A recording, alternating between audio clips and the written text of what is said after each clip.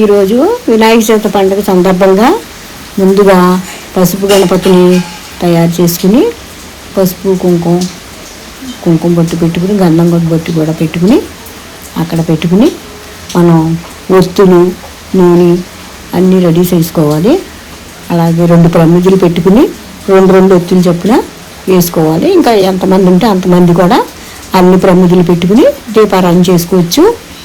ముఖ్యంగా మనం భక్తి శ్రద్ధలతో ఆ స్వామివారిని పూజించటమే ఆయనకి కావాల్సింది.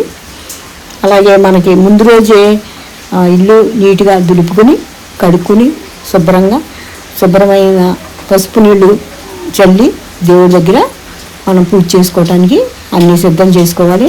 అలాగే ఏకాత్రి అంటే దీప కుందులు అంటారు. అందులో నూనె కానీ ఆవు నెయ్యి కానీ వడ్డించుకుని ఒత్తులు వేసుకుని కుంకుమ బొట్టు పెట్టుకుని మనం దీపారాధన చేసుకోవాలి. అలాగే వినాయకుడిని మనము వినాయక చవితి రోజు మట్టి వినాయకుడిని తెచ్చుకుంటాం కదా, తెచ్చుకోవచ్చు. వీలైన వాళ్ళు వచ్చిన వాళ్ళు మట్టితో వినాయకుడిని కూడా చక్కగా అందంగా తీర్చిదిద్దుకోవచ్చు. అలాగే మట్టి వినాయకుడి ప్రతిమని మనం పెట్టుకునేటప్పుడు పిండితో ముగ్గు వేసుకుని పసుపు కుంకుమతో కూడా వేసుకుని అలంకరించుకుని మనం స్వామివారిని ప్రతిష్ఠించుకోవాలన్నమాట.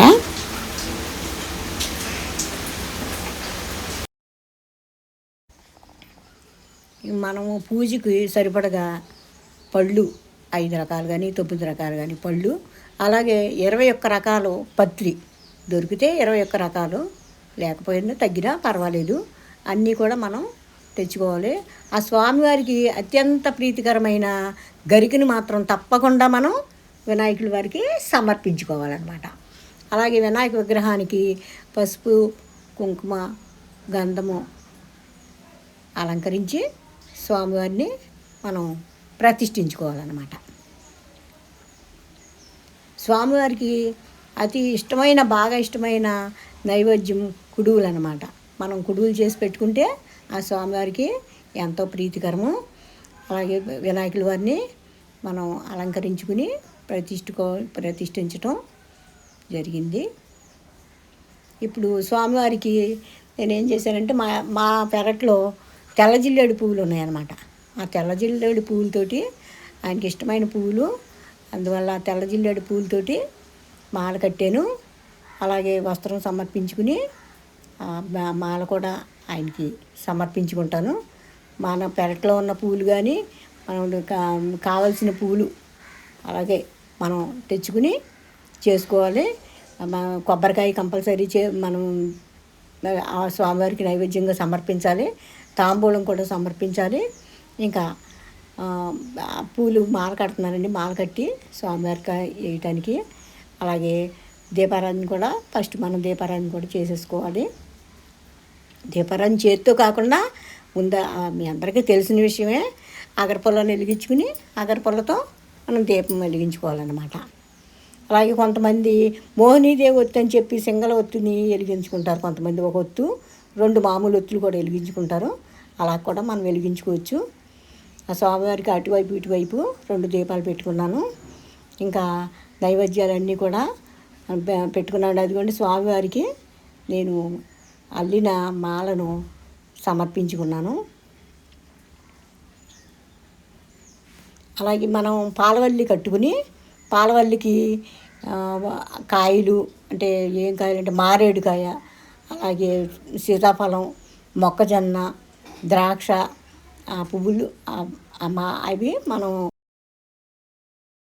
వారికి ఇష్టమైన వెలగపండు, అలాగే బత్తాయి, నారింజ, ఇంకా మనకి అందుబాటులో దొరికిన పండ్లన్నీ స్వామివారికి నైవేద్యంగా పెట్టవచ్చు. అలాగే మనం పాలవల్లికి ఇత్తడి పాలవల్లి మేము అద్దె నుంచి తీసుకొచ్చాము. ఆ పాలవల్లికి చక్కగా దారంతో అన్ని పళ్ళు కూడా పాలవల్లికి కట్టుకోవడం అయింది.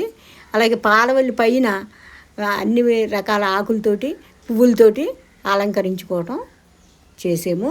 అలాగే మీ స్వామివారికి ఇష్టమైన కుడుములు, పప్పులో ఉండ్రాళ్ళు, పాల తాలికలు, సలివిడి, వడపప్పు ఇవన్నీ కూడా నైవేద్యంగా సమర్పించడానికి నేను రెడీ చేసి పెట్టుకున్నాను. మీరు వీడియోలో అన్నీ చూస్తారు. అలాగే వెండి పువ్వులు, వెండి పువ్వుల మీద బంగారపు కోటింగ్ అనమాట. ఆ పువ్వులు స్వామివారికి పెట్టాను. చూడండి చక్కగా మనం చాలా కూల్గా చేసుకోవచ్చు పూజ. ఏమి కంగారు పడవలసిన అవసరం లేదు. అలాగే 2 అరటిపళ్ళు, తమలపాకులు, ఒక్కపొడి, చిల్లర డబ్బులు పెట్టి స్వామివారికి తాంబూలం సమర్పించాలి. ఆయనకి ఇష్టమైన బెల్లం ముక్క కూడా వినాయకుల వారికి చాలా ఇష్టమైంది బెల్లం. ఆ బెల్లం ముక్క కూడా నేను నైవేద్యంగా పెడుతున్నాను.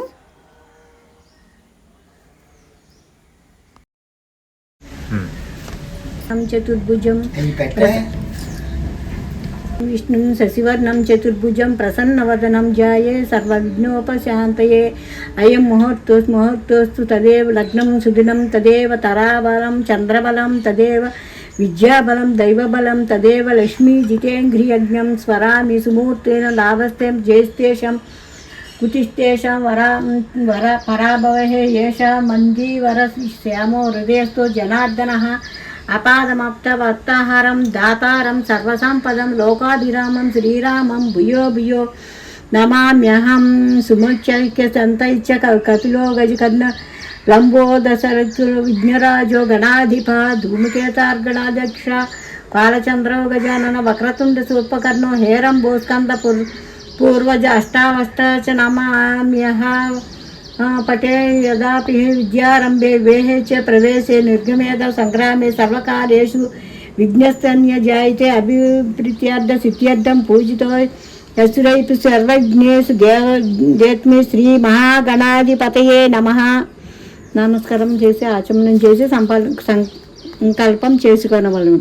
ఓం కేశవాయ స్వాహ, ఓం నారాయణాయ స్వాహ, ఓం మాధవాయ స్వాహ 3 సార్లు చేతిలో నీరు పోసుకుని తాగవలను. మన ఉత్పత్తి దురక్ష ద్వారా శ్రీ పరమేశ్వర ప్రీత్యర్థం శుభే శుభనే మూర్తే శ్రీ మహావిష్ణు రాజ్ఞయ ప్రవర్తమానసే అద్య బ్రాహ్మణ ద్వితీయ పరార్ధే శత వరాహకల్పే వానరే కలియుగే ప్రథమ పాదే జంబూద్వీపే భరతవర్షే భరతఖండే మేరోర్దక్షిణ దుర్గాగే శ్రీశైలస్య ఈశాన్య ప్రదేశే అస్మిన్ వర్తమాన వ్యవహారిక చాంద్రమానేన నామ సంవత్సర దక్షిణాయనం సర్వ వర్ష ఋతు ప్రథమాసే శుక్లపక్షే చతుర్దశే వాసరయుక్తాయం శుభనక్షత్రే శుభయోగే శుభకరణే ఏవంగణ విశేషణ నిష్ఠాయాం శుభతిదౌ శ్రీమాన్ గోత్రం చెప్పుకోండి.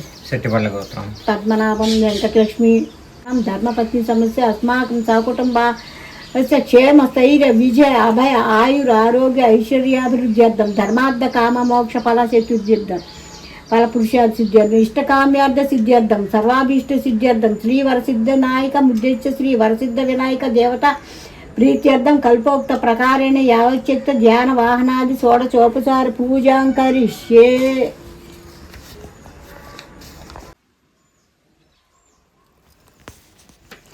వినాయక చవితి పండగ రోజున ఇంకొక ముఖ్యమైన పని ఉందండి. అదేంటంటే మన ఇంట్లో పిల్లలు చదువుకున్న పిల్లలు ఉంటే చదువుకునే పుస్తకాలకి చక్కగా అన్నిటికి కూడా పసుపు రాసి దానిపైన కుంకుమ బొట్టు పెట్టి దేవుడి దగ్గర పెట్టుకుంటే పిల్లలకి బాగా చదువు వస్తుందని మా తాతయ్య గారు అలాగే మా నాన్నగారు కూడా చెప్తూ ఉండేవారు. మేము చిన్నప్పటి నుంచి కూడా అలాగే బుక్స్కి పసుపు రాసి కుంకుమ బొట్టు పెట్టి దేవుడి దగ్గర పూజ అయ్యే వరకు ఉంచుతామన్నమాట.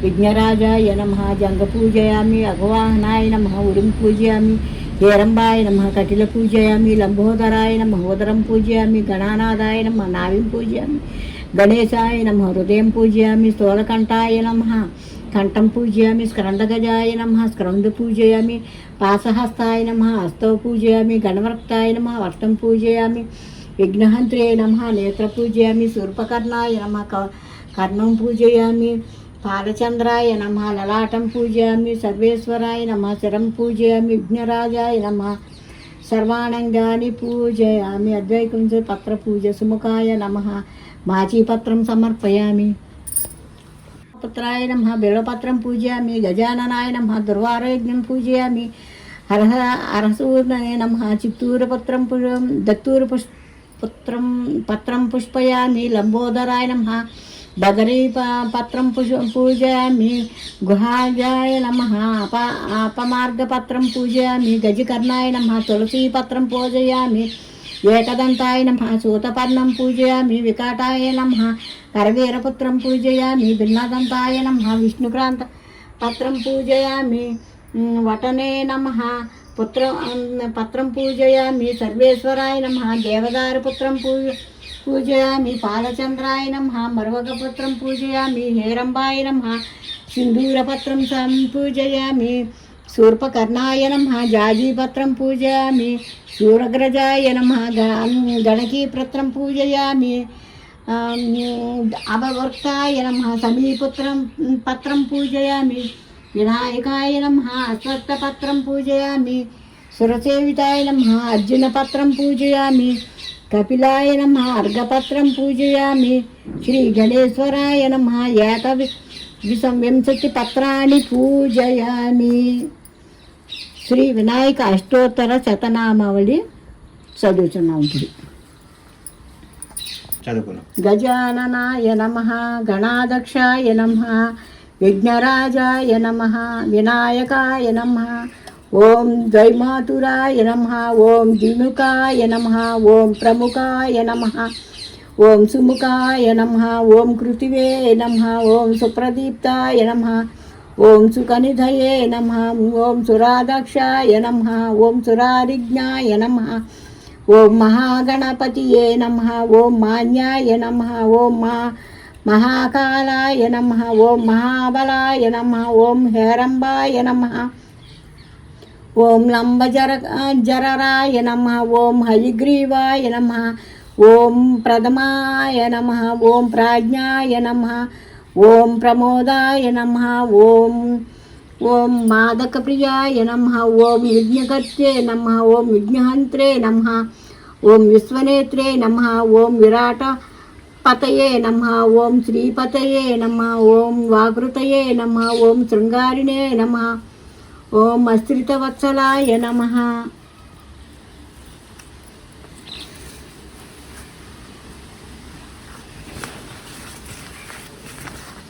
ఓం శివప్రియాయ నమః, ఓం శీఘ్రకారిణే నమః, ఓం శాశ్వతాయ నమః, ఓం బిల్వాన్వితాయ నమః, ఓం బలోద్ధాయ నమః, ఓం భక్తనిదయే నమః, ఓం భావగమ్యాయ నమః, ఓం భవాత్మజాయ నమః, ఓం అగ్రగామినే నమః, ఓం మంత్రకృతే నమః, ఓం చామీకరప్రభాయ నమః, ఓం సర్వాయ నమః, ఓం సర్వపాపాయ నమః, ఓం సర్వకర్తే నమః, ఓం సర్వనేత్రే నమః, ఓం సర్వసిద్ధిప్రదాయ నమః, ఓం సర్వసిద్ధయే నమః, ఓం పంచహస్తాయ నమః, ఓం పార్వతీనందనాయ నమః, ఓం ప్రభవే నమః, ఓం కుమారగురవే నమః, ఓం కంజరాసురభంజనాయ నమః, ఓం కాంతిమతే నమః, ఓం ధృతిమతే నమః, ఓం కామినే నమః, ఓం కపిత్తఫలప్రియాయ నమః, ఓం బ్రహ్మచారిణే నమః, ఓం బ్రహ్మరూపిణే నమః, ఓం మహాధరాయ నమః, ఓం మదోత్కటాయ నమః, ఓం మహావీరాయ నమః, ఓం మంత్రిణే నమః, ఓం మంగళసుస్వరాయ నమః, ఓం ప్రమదాయ నమః, ఓం జాయసే నమః, ఓం యక్షరకిన్నెరసేవితాయ నమః, ఓం గంగాసుతరాయ నమః, ఓం గణాధీశాయ నమః, ఓం గంభీర వినదాయ నమః, ఓం నటనే నమః, ఓం జ్యోతిషే నమః, ఓం అక్రాంతవర చిత్రప్రభే నమః, ఓం అభీష్టవరప్రదాయ నమః, ఓం మంగళప్రదాయ నమః, ఓం అవ్యక్తరూపాయ నమః, ఓం పురాణపురుషాయ నమః, ఓం పుష్టే నమః, ఓం పుష్కరోత్కృష్టవారణాయ నమః, ఓం అగ్రగణ్యాయ నమః, ఓం అగ్రపూజ్యాయ నమః, ఓం పాకచార పరాక్రమాయ నమః, ఓం సత్యధర్మిణే నమః, ఓం సత్యే నమః, ఓం సారాయ నమః, ఓం సరసాంబునిధియే నమః, ఓం మహేశాయ నమః, ఓం విశుదంగాయ నమః, ఓం మణికింకణమేకలాయ నమః, ఓం సమస్తదేవతామూర్తియే నమః, ఓం సహిష్ఠివే నమః, ఓం బ్రహ్మ విద్యాధిధానభువే నమః, ఓం జిష్ణువే నమః, ఓం విష్ణుప్రియాయ నమః, ఓం భక్తజీవితాయ నమః, ఓం జితమన్మదాయ నమః, ఓం ఐశ్వర్యకారణాయ నమః, ఓం సతోత్థితాయ నమః. ఓం విశ్వకృషే నమః. ఓం విశ్వరక్ష విభావకృతే నమః. ఓం కళ్యాణగురవే నమః. ఓం ఉన్వత్తవేషాయ నమః. ఓం పరజైవే నమః. ఓం సమస్త జగదాధారాయ నమః. ఓం సర్వైశ్వర్యప్రదాయ నమః. ఓం శ్రీ విఘ్నేశ్వరాయ నమః. శ్రీ మహాగణాధిపతయే నమః. నానావిధ పరిమళ పుత్ర పుష్ప పూజాం సమర్పయామి. దండం పెట్టుకో.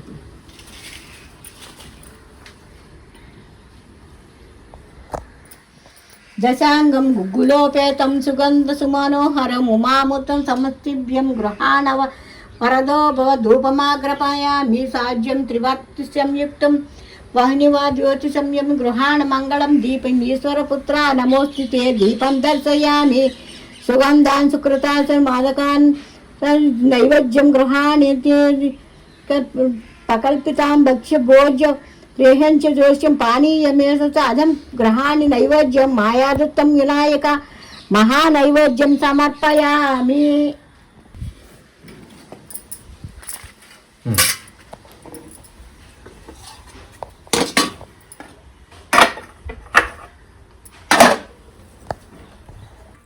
ఏంటదమ్మా? పప్పులో ఉండాలి. పప్పులో ఉండ్రాలు నైవేద్యానికి. చాలా కొంచెం కొంచెం పెట్టచ్చు. ఇదేమో పాల తాలికలు.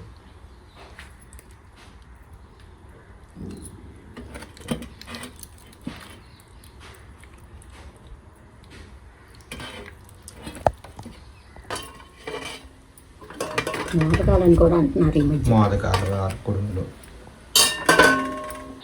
మరి ఆగ్రా చేయమంట ఇంకా ఉంది పని. మరి అన్ని పట్టుకోవాలి.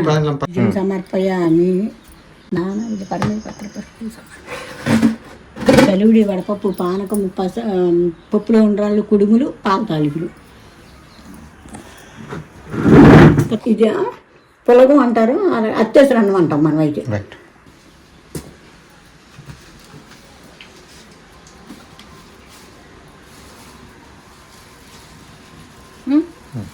పచ్చిపులుసు పచ్చిపులుసు కింద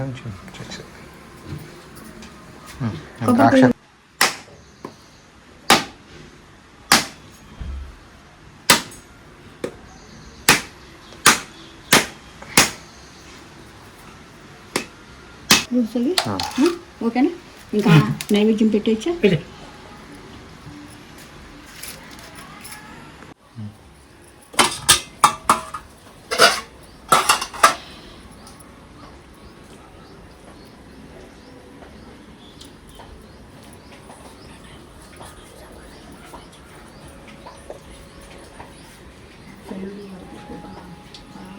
కుడుములు పాతాలికలు పప్పులో ఉంటారు. అత్యవసరంగా పచ్చిపులుసు కొబ్బరికాయ అరటిపళ్ళు నానావిధ ఫలములు పుష్పములు అన్నీ సమర్పిస్తున్నాం దానికి.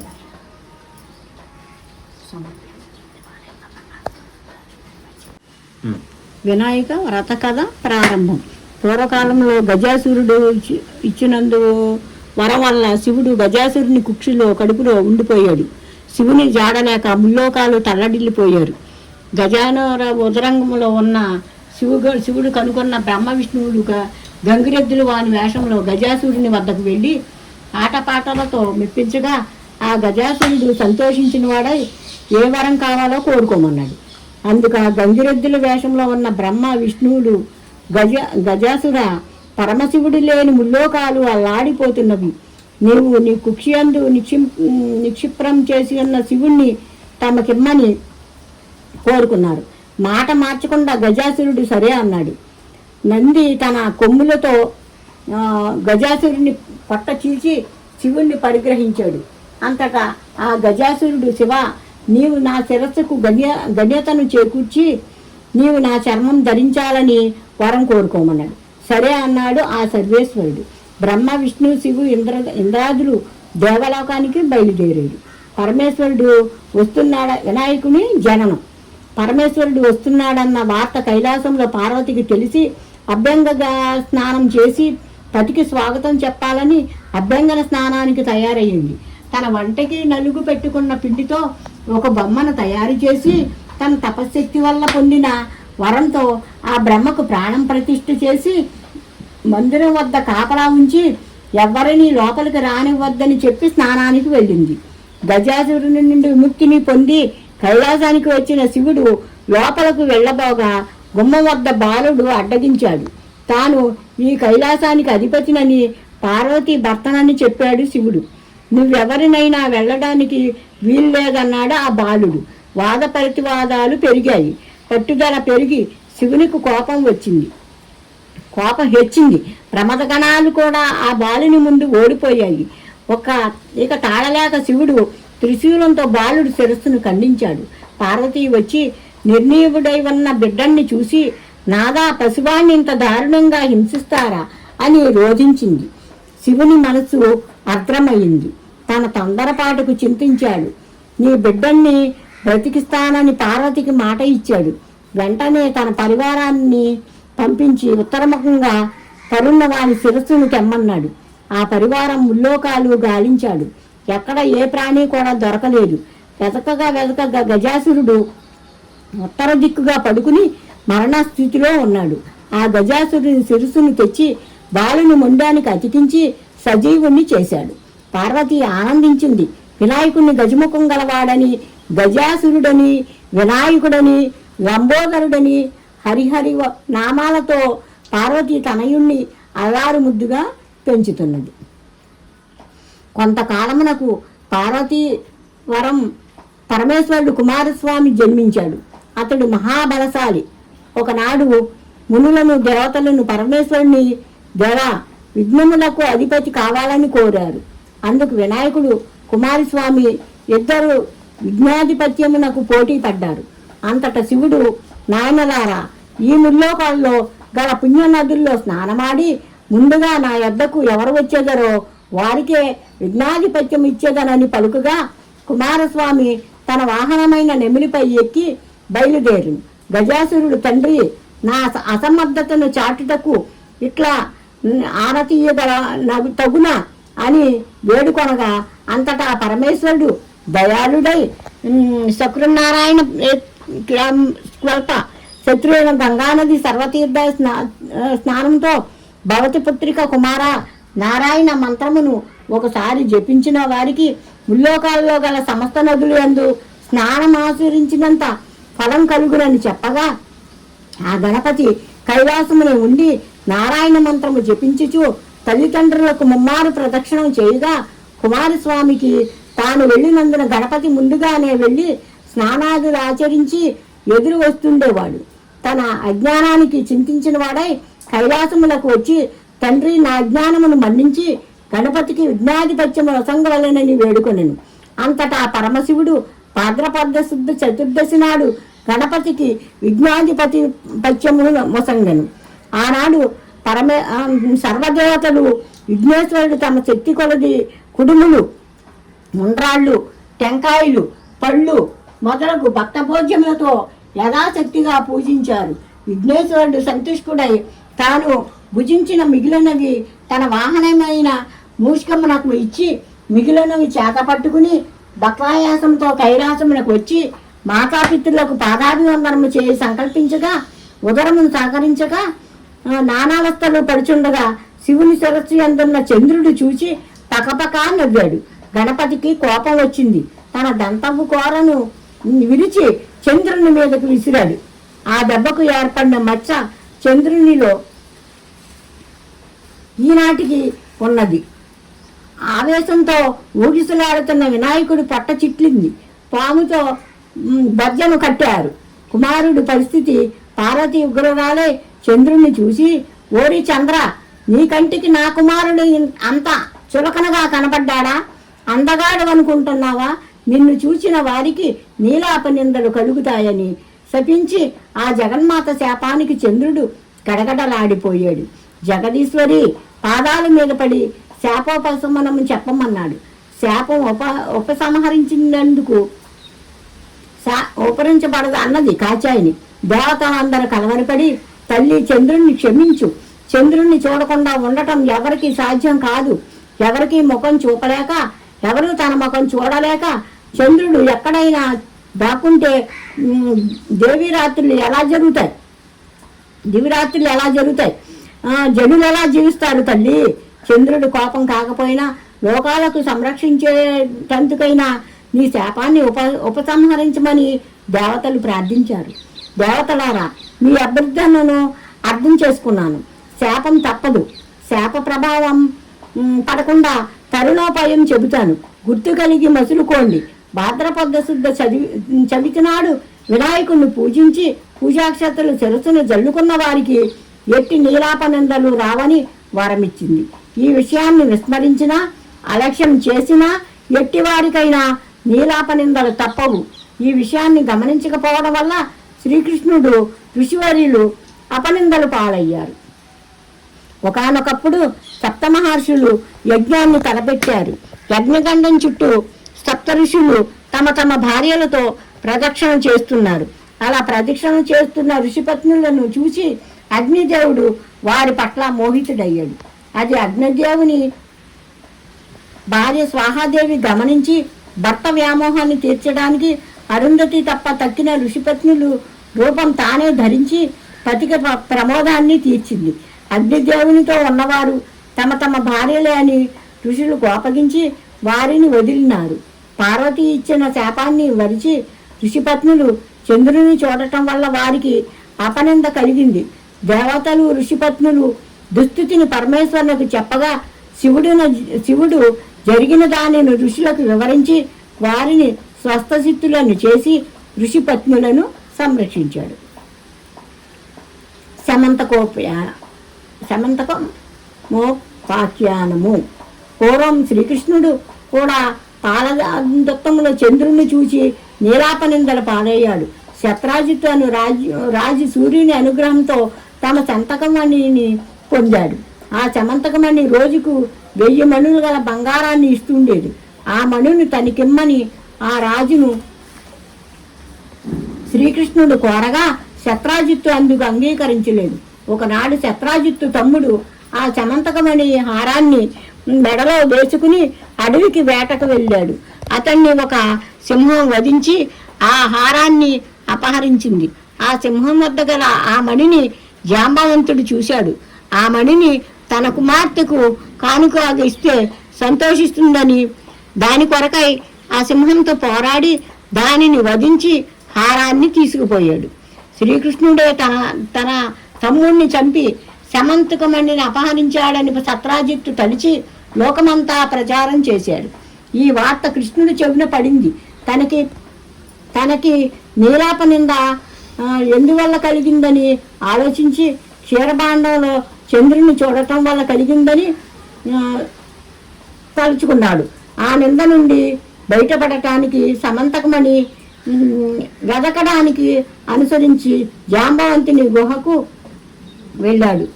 ఆ గుహలో ఉయ్యాల వేలాడుతూ కనబడిన సమంతకమణిని చూశాడు. దానిని తీసుకొని బాగా జాంబవంతుడు వచ్చి శ్రీకృష్ణుడితో కలబడ్డాడు. అహోరాత్రులు హోరహోరిగా చెట్లతోనూ గదాఘాతాలతోనూ 18 రోజులు యుద్ధం చేశాడు. తొలక జాంబవంతుడు తనతో ఇన్ని రోజులు అలసిపోకుండా యుద్ధం చేసింది త్రేతాయుగంలో శ్రీరాముడని గ్రహించి సమంతకమణిని శ్రీకృష్ణుడికిచ్చి తన కుమార్తె యొక్క జాంబవతితో వివాహం చేశాడు. శ్రీకృష్ణుడు ద్వారకకు వచ్చి శత్రాజిత్తు తన తొందరపాటును తెలుపుకున్నవాడై ఆ మణితో పాటు తన కుమార్తె యొక్క సత్యభామను కృష్ణునికిచ్చి వివాహం చేశాడు. ఇదంతా చతుర్దశి నాడు క్షీరభాండంలో చంద్రుని చూసిన ఫలమును తన వారందరికీ చెప్పాడు శ్రీకృష్ణుడు. సకల జనులు ఈ వినాయక వ్రతాన్ని భాద్రపద శుద్ధ చతుర్దశి నాడు తమ శక్తి కొలది యథాశక్తి పూజించి పూజానంతర అక్షంతలను శిరస వేసుకుని నీలాపనిందలు కలగక సకలైశ్వర్యాలు పొందుదురు. పూర్వం ఈ వ్రతము సీతాదేవి వెతుకున్నప్పుడు, శ్రీరాముడు వృత్తాసుడికి వధించినప్పుడు, ఇంద్రుడు గంగ భూమికి తెచ్చినప్పుడు, భగీరథుడు అమృతోత్పాదన చేయినప్పుడు, దేవాసురులు కృష్ణవ్యాధి నివారణకు శివుడు తమ రాజ్యాన్ని తిరిగి పొందుటకై ధర్మరాజును చేసి సకల విజయములను సాధించింది. వినాయక కథ సమాప్తం. తొండముని వినాయకుని పద్యము ప్రారంభిస్తున్నాం. తొండమునే కదంతము తోరపు బుజ్జయి వామహస్తమున్ మెండుగమురోయు గజ్జలున్ మెల్లని చూపుల మందహాసమున్ కండొక గజ్జ రూపమున కోరిన విద్యలకెల్ల నొజ్జివయ్యుండడి పార్వతీ తనయ ఓయి గణాధిపా నీకు మృక్యదన్ తొలితన విఘ్నమస్తు దూర్జటి నందన నీకు మృక్యదన్ ఫలితము సేయవయ్య నిన్ను ప్రార్థన చేసిద నేకదంతవా వలపలి చేతో గంటమున వాకుననెప్పుడు బాయకుండా మీ తలపున నిన్ను నేవేడదను దైవగణాధిప లోకనాయిక ఓం గణాధిప. తలచితిని గణనాథుని తలచితిని విజ్ఞపతిని తలచితిని పనిగా తలచితిని హేరంబుని తలచితిని విఘ్నములు తొలగించుటకు అటుకులు కొబ్బరి పలుకులు చిటి బెల్లము నానబ్రాలు చెరుకు రసంబుల్ నితడాక్షు నగ్రసుతునకు బటుతరముగా నిండు చేసి ప్రార్థించున్. ఓం వినాయక మంగళాచరణములు. ఓ బజ్జ గణపయ్య నీ బంటు నేననియ విండ్రాళ్ల మీదకి దండి పంపు కమ్మని నేయు కడుముద్ద పప్పుయు బజ్జ పెరగగ తినుచు పొరలగనుచు వెండి పళ్ళెములోన వేవేల ముత్యాలు కొండలగని కలబోసి మెండుగా హారములు మెడ నిండా వేసుకుని దండిగా నీకు ఇట్టు దవళహారితిని జయమంగళం నీచ శుభమంగళం. శ్రీమూర్తి నందునకు చిన్మయానందునకు బాసురాసోతునకు శాశ్వతునకు సోమార్గనేతునకు మందారకారునకు కామరూపునకు శ్రీ గణాధునకు జయమంగళం నిత్య శుభమంగళం జయమంగళం నిత్య శుభమంగళం. ఏకదంతమును ఎల్లగందనములు బాగైన తొండములు కడుపు గలుగు సోకైన మూసికము సారపు గలుగుడుచు భవ్యముగా దేవ గణపతికి నిపుడు చెంగల్వ చామంతి చెలరేగే గన్నేరు తామర తంగేడు తరచుగాను పుష్పజాతులు తెచ్చి పూజించు నేనప్పుడు బహుబుద్ధి గణపతికి బాగుంగాను. జయమంగళం నిత్య శుభమంగళం జయ జయమంగళం నిత్య శుభమంగళం జయమంగళం నిత్య శుభమంగళం జయ జయమంగళం నిత్య శుభమంగళం. ఓం గణాధిపతియే నమః.